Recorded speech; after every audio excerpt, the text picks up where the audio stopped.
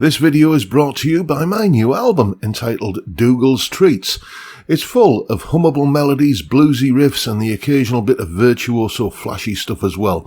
If you enjoy bluesy rock guitar with memorable tunes and solos that wail like a banshee, then check out the links in the description. The premium version includes all of the tabs for each tune, videos and jam tracks as well. Thanks for listening, now on with the show.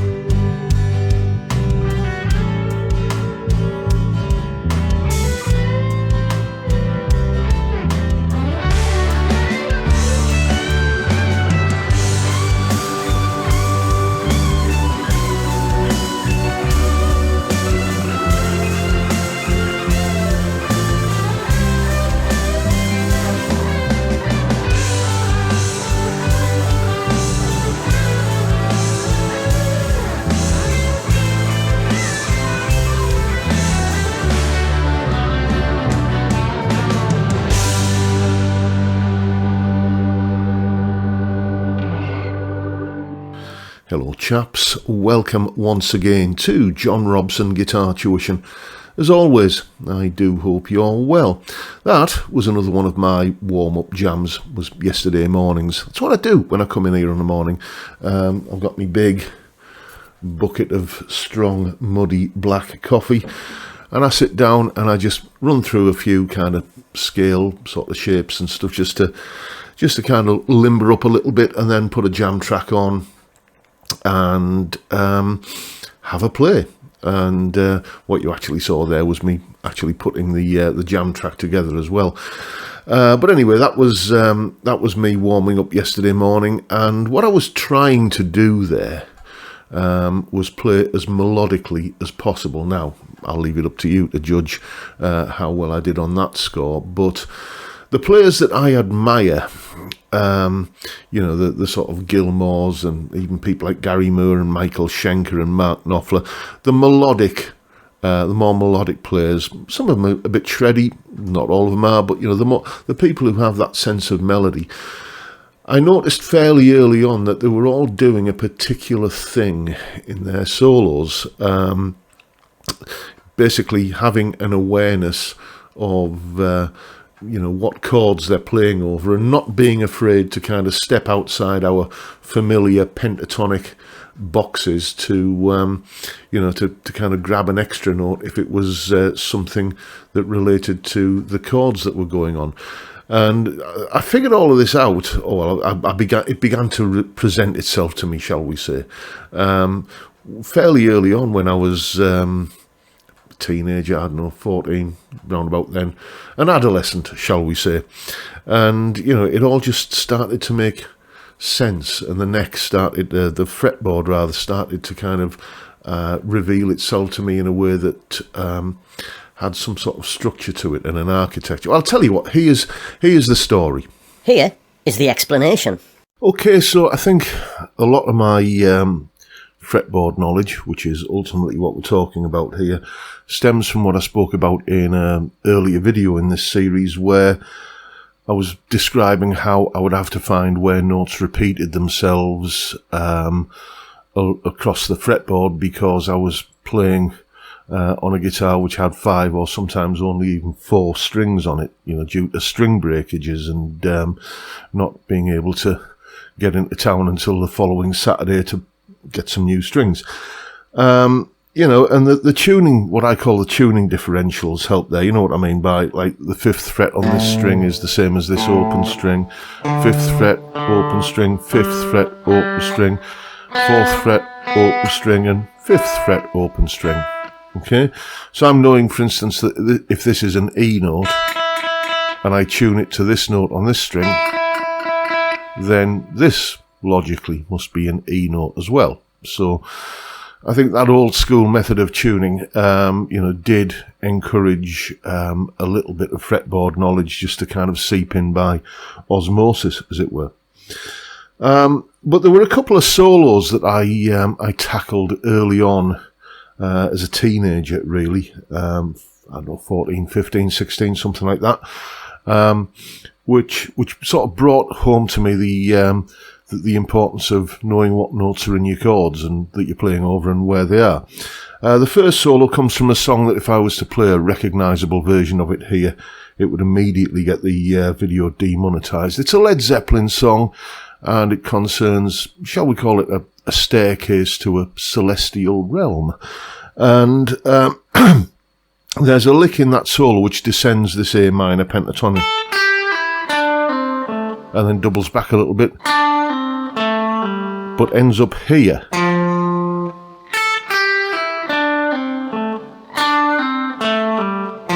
Now, I knew my pentatonic shape was this, and landed there before descending further. So why is Jimmy Page playing this note?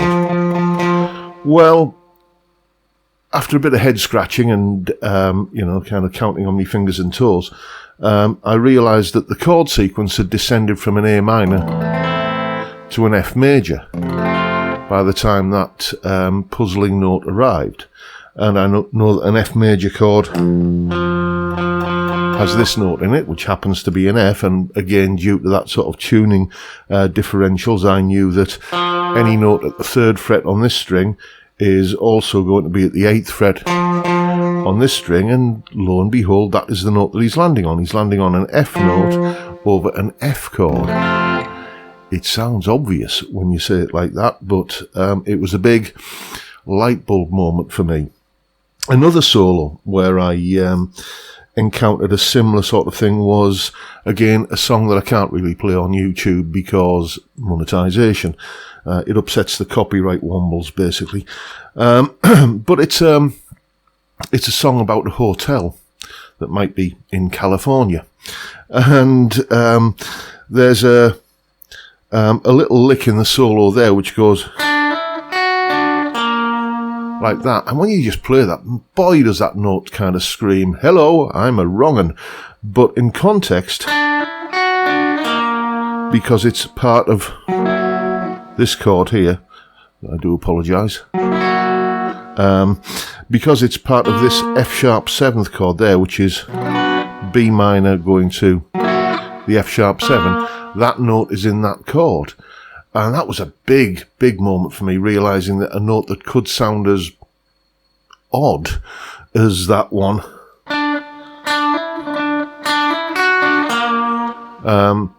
could be made to sound right because of the chord that it was landing over.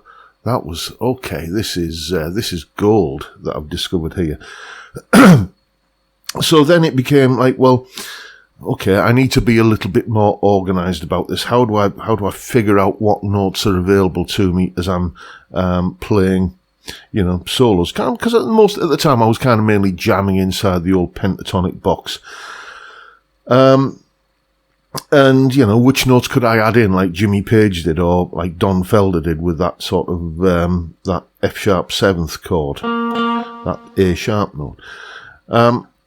Well, let's figure out what notes are in a chord. So I took, for instance, a D chord, and I figured out, well, okay, let's kind of methodically go through this chord and figure out what the notes are. There's a D note, and that's an A note.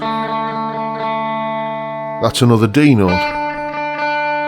And that is a F sharp note. Now, let's plot those notes along the length of a single string. So there's a D, and then D sharp, E, F, F sharp, 4 frets above the D, and then that's F sharp, G, G sharp. There's the A note. That sounds very much like that chord. So I kind of realised then that I'd stumbled across the formula, if you like, for a major chord. Root, then go up 4 frets, then go up 3 frets. Okay? At the time I didn't know anything about perfect fifths and major thirds or anything like that, but I knew that was the relationship that goes on in a major chord. Then let's try a D minor chord. I've got basically the same notes, a D, an A, another D, but instead of the F sharp rather, I've got an F this time. Well, that's easy. I just take those same notes that I had for the D major and take the F and move it down to, take the F sharp rather and move it down to an F. And there's my D minor chord. So I knew I could distill that down to a simple pair of numbers. Major is root plus 4 plus 3. Minor is root plus 3 plus 4. And that's just instilled in me how to figure out what notes were in a chord. Couple that with, as I say, this tuning differential kind of fretboard knowledge that I'd kind of got, and was able to use as a way of calculating where notes were up and down the neck. And it just all started to come together really quickly. I remember one particular gig that I played just for friends and family. I think it was actually it was certainly over a Christmas period. I can't remember whether it was New Year's Eve or not. And I was about 15, okay, sort of 14, 15. And one of the songs that we were doing was, and this band was just like friends and older relatives. I had a kind of extended family members who played a little bit. And, one of the songs we were doing was the old Carpenter, actually a Hank Williams song, but Jambalaya, which is just G and D.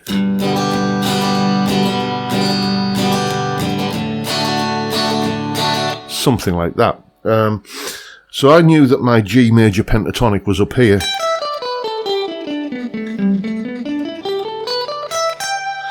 And I knew that D chord, if I visualised that here, had this F sharp note in it. I also by then probably knew about that 4 plus 3 thing. But it just seemed so tempting that when I heard that D chord arrive when I'm playing my extended solo at the end of the song,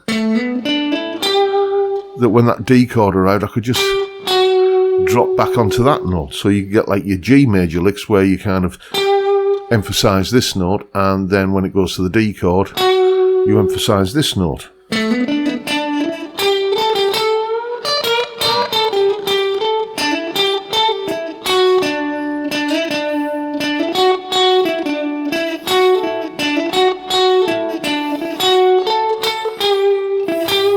And you can almost kind of sense the chord changes going on there with that. So, and as I was learning more and more solos by players who do this kind of thing, David Gilmour, Mark Knopfler, or attempting to learn them. I'm not saying I mastered all of these solos. It was just, I would have a go figuring out a few licks, and it was like, oh, I wonder if he's doing that kind of adding a note from the chord technique that I was probably thinking of it as whenever like a lick didn't fit into a convenient pentatonic box. And I realised that the more I was doing this and the more I was kind of exploring the neck, my fretboard knowledge just took off, because every time you figure out where a note is and you land on it and it makes you sound good, then that's something that you remember. You put in the effort of learning where a note lives, and then when you use it, it makes you sound good. That's, that's an effective reward mechanism for the effort that you put in. And, I just learned the fretboard little by little, note by note, by doing this. And now it's something I just do unconsciously as I'm playing. I'm just hearing the chord changes and I'm thinking, okay, well, I've got a B minor chord coming up next, I need a note from that. I've got an A7 chord coming up next, I need a note from that. And I can just look down at the fretboard and they present themselves to me. And that's how it all happened, really. So now you know what to do.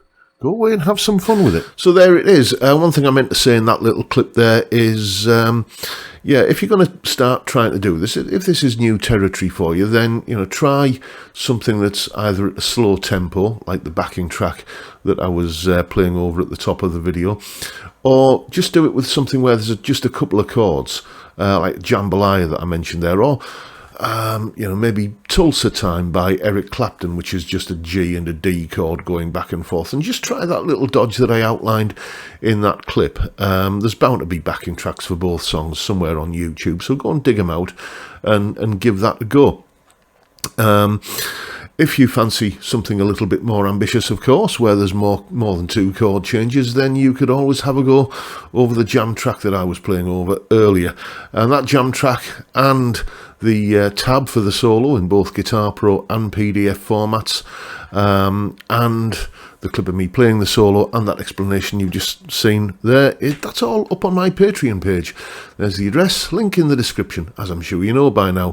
$3 or about £3 a month gets you access to all of these additional bits and pieces and resources and goodies that go along with these YouTube videos. And a massive, massive thank you to everyone who supports me in that or any of the other ways, all of which are downstairs in the description. And that's it for today, folks. Hope you found this little expose of how I tumbled to the concept of using chord tones in a solo. Hope you found it useful and informative, and perhaps even entertaining as well. And if that's the case, please hit the subscribe button and the notification bell if you haven't already done so.